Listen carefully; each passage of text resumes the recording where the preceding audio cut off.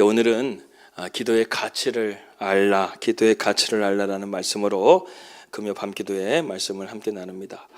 여러분, 사람은 온도가 떨어지게 되면 위험합니다. 면역력도 떨어지게 되고 또 암에 걸리기도 쉬운 것이 바로 이 사람의 몸의 온도가 떨어지게 될 때 그러한 것이 있다고 합니다. 바다에 가서 우리가 물에 빠지게 되면 저체온증으로 익사를 하기도 하죠.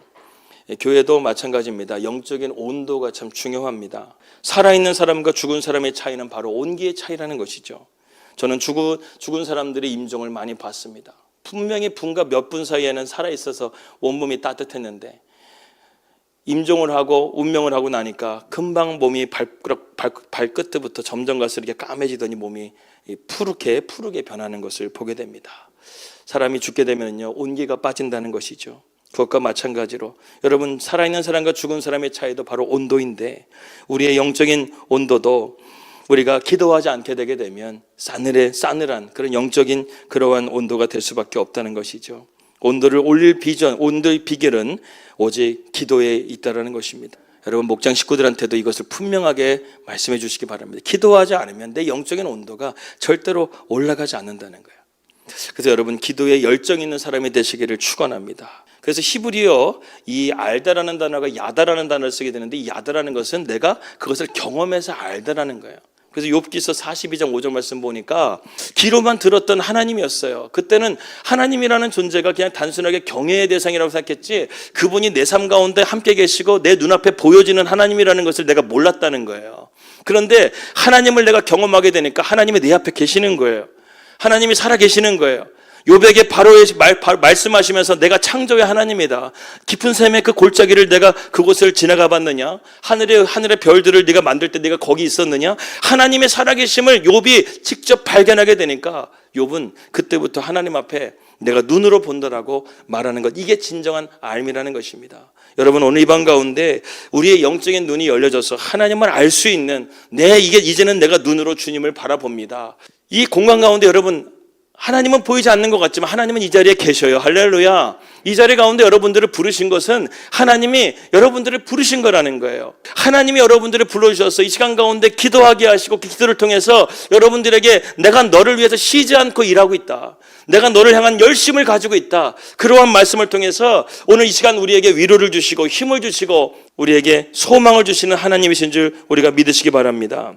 이 시간 가운데 우리가 하나님을 경험하게 되면 하나님을 간절하게 우리가 사모하고, 주님 정말 이 시간 가운데 나에게 응답하여 주십시오. 주님의 뜻이 무엇인지를 내게 알려주십시오. 주님 이 세상이 돌아가는 것이 도대체 무엇입니까? 주님, 내 삶 가운데 지금 돌아가고 있는 이 삶의 모든 문제들은 무엇입니까? 이것을 주님 앞에 이 시간 우리가 간절하게 구하고 주님의 음성을 듣게 된다고 한다면 그 사람은요, 이 시간 예배에 전부를 겁니다. 할렐루야. 그 기도 가운데 응답받았다고 한다면 그 사람은 이 시간 기도에 전부를 건다는 것이죠. 모든 것을 쏟아붓습니다.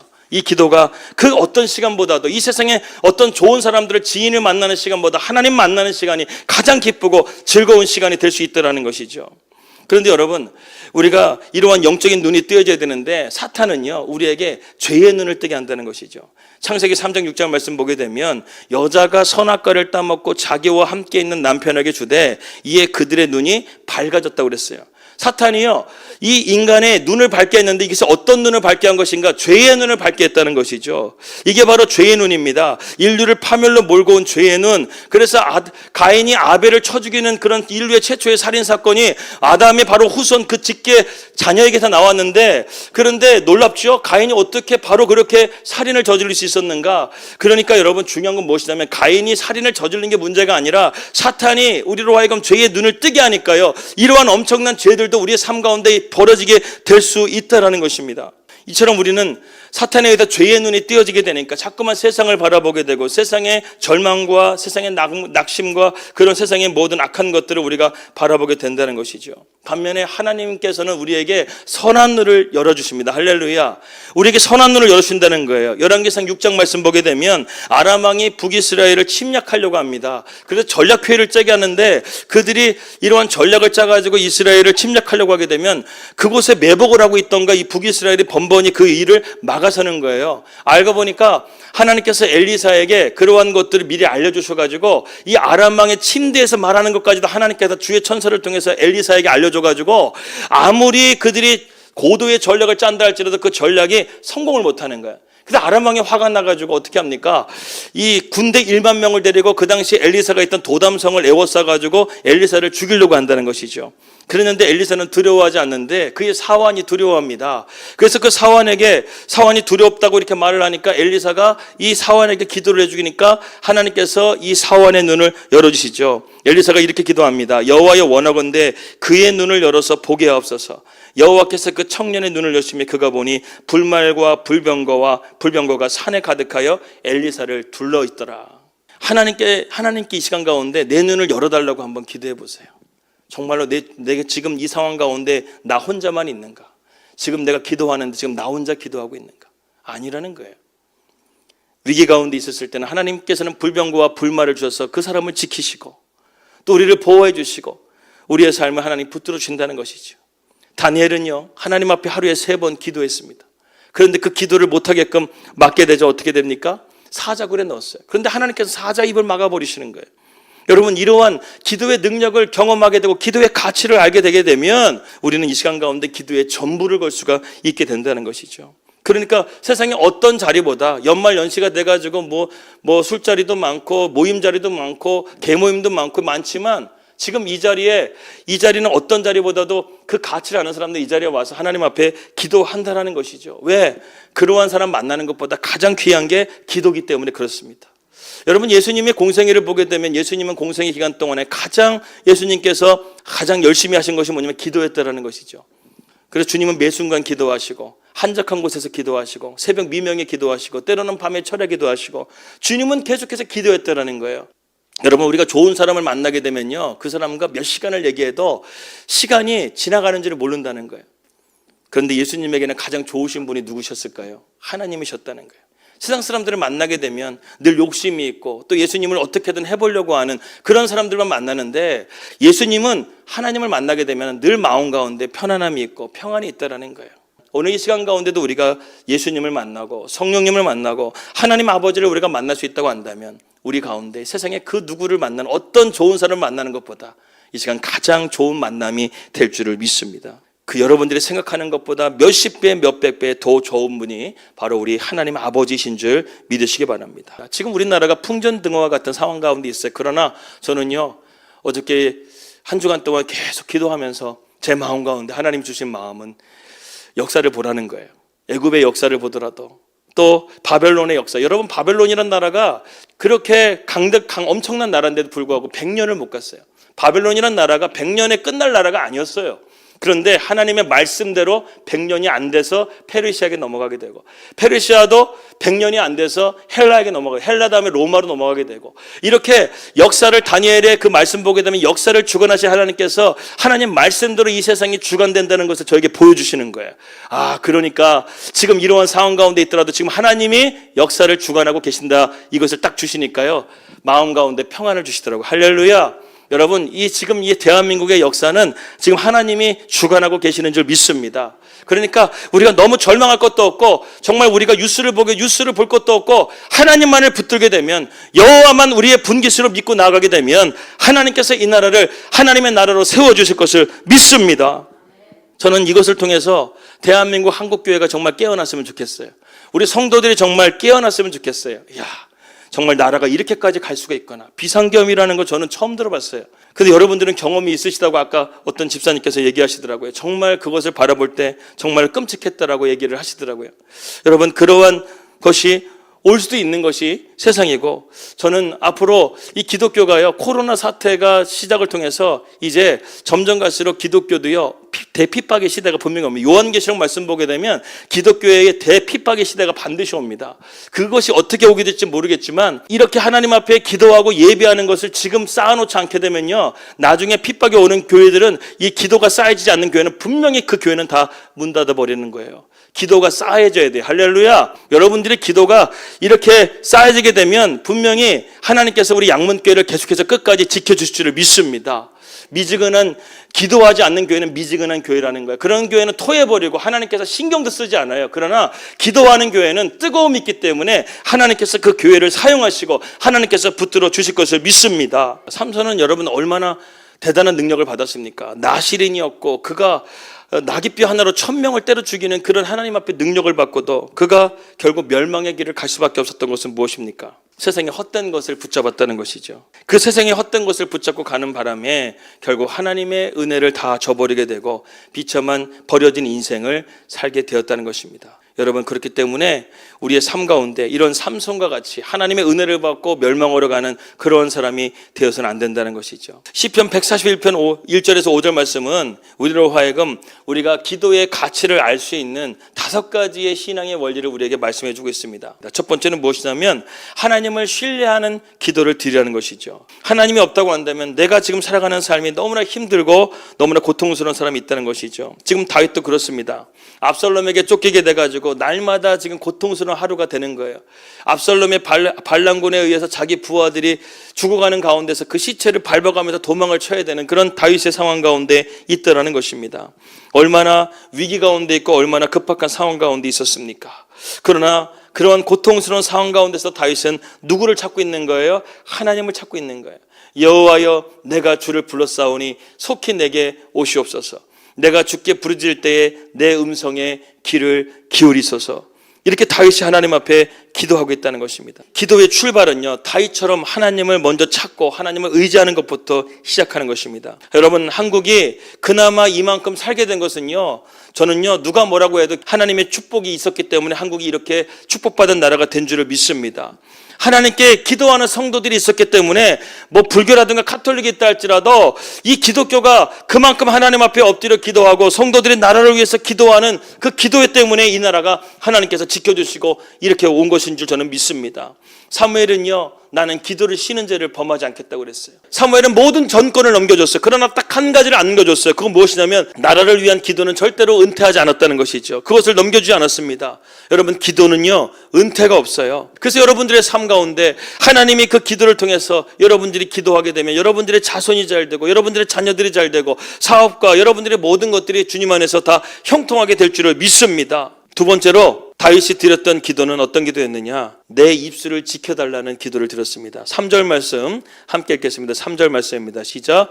여호와여, 내 입에 파수꾼을 세워주시고 내 입술의 문을 지키소서. 지금 다윗이 위급한 상황이라고 말씀드렸죠. 압살롬에게 쫓기고 있는 상황입니다. 그것도 그냥 적이 아니라 자기 아들한테 지금 쫓기고 있는 상황이에요. 얼마나 창피하고 얼마나 수치스럽고 답답한 상황이었겠습니까? 그런데 다윗이요, 내 입을 파수꾼의 입같이 지켜달라고 하고 있어요. 무슨 말입니까? 하나님, 이 상황에서도 내가 불평불만하지 않게 해주세요. 내가 분노하지 않게 해주세요. 원망하지 않게 해주세요. 내 입을 파수꾼의 입처럼 지켜달라고 구하고 있는 것입니다. 세상은 너무나 여러분 비판과 불평으로 가득 차 있습니다. 우리가 여기에 넘어지지 말라는 것이죠. 저는 이번 주에 유튜브를 하나도 안 봤어요. 왜냐하면 뉴스 내용을 보게 되면 다 부정적인 내용밖에 안 되니까 그것을 자꾸만 보다 보니까 너무나 마음이 어두워지더라는 거예요. 그냥 그 시간 이번 주에는 유튜브 하나도 안 보고요, 말씀을 암송만 했어요. 암송. 할렐루야. 말씀을 암송하고 그동안 못 읽었던 말씀들 다시 한번 잘 점검해가지고 말씀 카드를 만들어가지고 말씀을 계속해서 암송하는 거예요. 말씀을 읽으니까 마음에 평안을 주시더라는 거예요. 내 마음을 지키는 거죠. 내 입술을 지키는 것입니다. 그렇기 때문에 우리의 입술 가운데 파수꾼과 같이 우리의 입술을 지키시기 바랍니다. 내 입술의 문을 굳게 지켜서 좋은 말은 나가되 나쁜 말은 입을 콱 지켜서 나가지 않도록, 불평하고 원망하고 분노하는 말이 나오지 않도록 우리가 기도할 수 있는 그러한 저와 여러분들이 되기를 주님의 이름으로 기도합니다. 그 다음에 세 번째는 무엇이냐면 다윗은 내 마음을 지켜달라고 기도했습니다. 4절 말씀을 우리 함께 읽겠습니다. 시작. 내 마음이 악한 일에 기울어 죄악을 행하는 자들과 함께 악을 행하게 말게 하시며 그들의 진수성찬을 먹지 말게 하소서. 대부분의 문제는 우리의 마음에서 결정이 됩니다. 입술로 나오는 것은요, 마음이 이미 결정됐기 때문에 우리의 입의 언어로서 나오게 되는 거예요. 우리의 삶의 모든 결정은 마음에 의해서 결정된다는 것입니다. 마음은요, 참 복잡해요. 그래서 10길 물속은 알아도 한 길 사람 속은 우리가 모른다는 그런 말이 있죠. 우리가 늘 하루에도요, 이 마음이 좋았다가 나빴다가 이렇게 한다라는 것이죠. 특히 우리는 가까운 사람과 관계가 나빠지거나 가까운 사람 때문에 감정이 내가 상처를 받게 되면 내 마음이 흔들리기 시작합니다. 요동하기 시작합니다.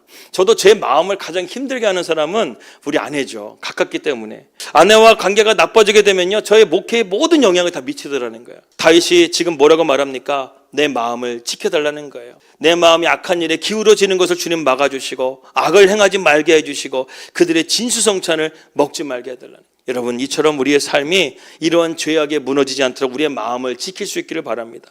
그래서 시편 1편의 말씀 뭐라고 되어 있죠? 복 있는 사람은 악인의 꾀를 쫓지 않고 죄인의 길에 서지 않고 오만한 자리에 앉지 아니한다고 그랬습니다.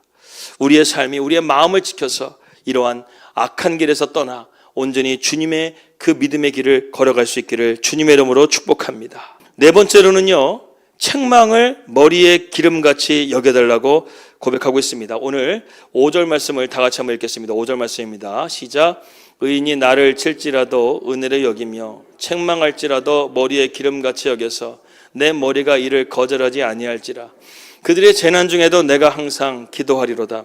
그 사람이 내 사람인지 알려면 내가 책망하거나 견책하게 될 때 그 사람이 그것을 받아들이고 그것을 잘 고치고 그것을 나쁘게 생각하지 않는 사람은요, 성숙한 인격을 가진 사람이에요. 그 말을 했는데 원망하게 되고 분노하게 되고 또 그렇게 된다는 것이죠. 이번에 뉴스를 보니까 백화점의 한 명품 가방 매장이었는데 아르바이트 했던 직원이 그 매장 매니저한테 뭔가 이렇게 지적을 받았나 봐요. 그랬더니 그만뒀어요. 그만뒀는데 자기 남자친구를 시켜가지고 그 가방 매장에 가서 일부러 이렇게 딴지를 걸어가지고 컴플레인을 3번을 이렇게 넣은 거예요. 뭐 친절하지 않았다, 뭐 잘 제대로 설명을 해주지 않았다, 이렇게 설명을 해가지고 컴플레인을 백화점에 그 CS에다가 3번에 컴플레인 했더니 재계약 기간에 그 컴플레인 때문에 그 매장이 폐점이 돼버린 거예요. 그 아르바이트 직원이. 그러니까 요즘에는 이 직원들을 쓰는 것도요, 되게 쉽지가 않다라는 거예요. 책망을 듣고 징계를 받으면 아, 내가 잘못했겠구나 이렇게 생각을 하고 고치면 되는데 요즘에 젊은이들은 이걸 참지를 않는다는 거예요. 그러나 지혜로운 사람은요, 책망을 받고 징계를 받으면 그것을 아, 저 사람이 나를 위해서 해주는 말이구나 그렇게 생각을 하고 그것을 고치는 사람은 지혜로운 사람이라는 것이죠. 아브라함 링컨은 미국의 16대 대통령이었습니다. 그런데 그가 변호사로 있을 때 그가 평상시에 존경하던 에드윈 스탠든이라는 변호사와 함께 같은 사건을 이렇게 맡게 되었는데 처음 만났는데 그 사람이요, 링컨을 가지고 막 외모를 가지고도 막 무시하고 모욕하고 화를 내고 온갖 모욕을 다 준 거예요. 그리고 링컨이 의원이 돼가지고 있을 때 그 사람도 의원이 돼가지고 정적이 돼서 계속해서 링컨을 해하는 거예요. 그러다가 나중에는 링컨이 미국의 16대 대통령이 되었을 때 이 에브라함 링컨이요, 그 에드윈 스탠든이라는 사람을 미국 국방부 장관에 세우게 됩니다. 모든 사람이 놀랐어요. 어떻게 저렇게 저 사람을 링컨을 비방하고 모욕하고 그렇게 무시했던 사람을 그렇게 세웠는가. 그런데 링컨은요, 자기가 무시당하는 것을 개의치 않을 뿐만 아니라 하나님께서 이 나라를 바르게 통치하기 위해서는 이 에드윈 스탠든이라는 사람이 적임자라고 생각했던 것이죠. 대통령이라 할지라도 나에게 바른 말을 해줄 수 있는 그 사람을 세웠다는 것입니다. 훗날에 이 에드윈 스탠든은 링컨의 진심을 본 거예요. 야, 이 사람은 정말 대단한 사람이다. 어떠한 것에도 움직이지 않고 끔찍하지 않는 그러한 진짜 바위와 같은 산과 같은 사람이다 이렇게 생각을 하고 이 에드윈 스탠든이 나중에 화해를 하게 됩니다. 화해를 하게 되고 나중에 에브라함 링컨의 든든한 조력자가 돼서 친구가 되었다는 것이죠. 그래서 이 링컨이 유명한 말을 남겼습니다. 적을 없애는 방법은 그를 친구로 만드는 것이다. 이렇게 말을 남겼다는 것입니다. 우리도 여러분 이런 성숙한 신앙을 가져야 되지 않겠습니까? 나에게 책망하고 나를 견책하는 것은 나를 미워서 하는 것이 아니에요.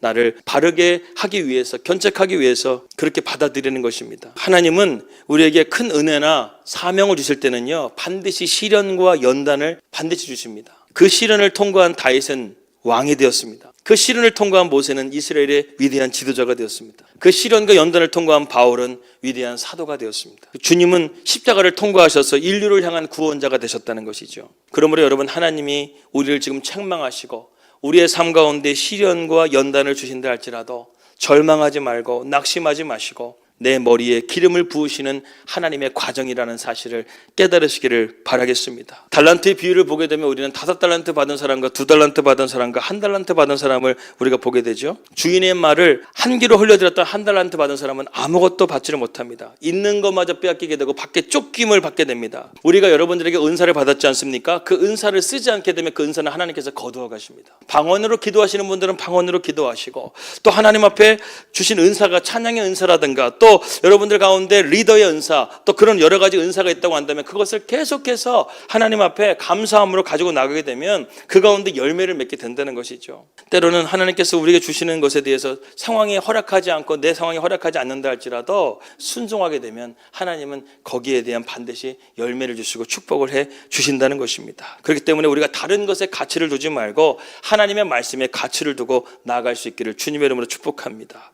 두 번째, 우리가 순종하지 못하는 이유 중에 하나는 순종하게 되면 희생이 따르기 때문에 우리가 순종을 못한다는 거예요. 예, 그렇죠. 교회의 리더가 된다는 것은 희생이 따릅니다. 다른 사람처럼 좀 편하게 움직일 수도 없는 상황이, 교회에 뭔가 일이 생기게 되고 행사가 있게 되게 되면 거기에 딱 매여 있게 된다는 거예요. 다른 것을 못해요. 거기에 대한 희생이 따르기도 하고 때로는 내 물질도 들어가야 되고 그런 헌신이 따르기 때문에 순종하지 못하는 경우들이 있다는 것입니다. 여러분, 이렇게 다윗은 기도했다는 것이죠. 위기 가운데, 고난 가운데, 열악한 상황 가운데서 하나님 앞에 5가지를 놓고 다윗이 기도했다는 것이죠. 첫 번째는 무엇이죠? 하나님을 전적으로 신뢰하라. 두 번째는 그 위기 어려운 상황 속에서도 내 입술을 지켜라. 세 번째는 내 마음을 지켜달라. 그리고 네 번째는 책망을 머리에 기름같이 여기게 해달라. 하나님의 채찍, 하나님의 책망과 하나님의 채찍을 내가 그것을 불평하지 말고 하나님의 은혜로 여기고 그것을 내 머리에 기름으로 여기게 해달라. 감사함으로 나아가라. 그리고 5번째는 순종하는 마음을 달라.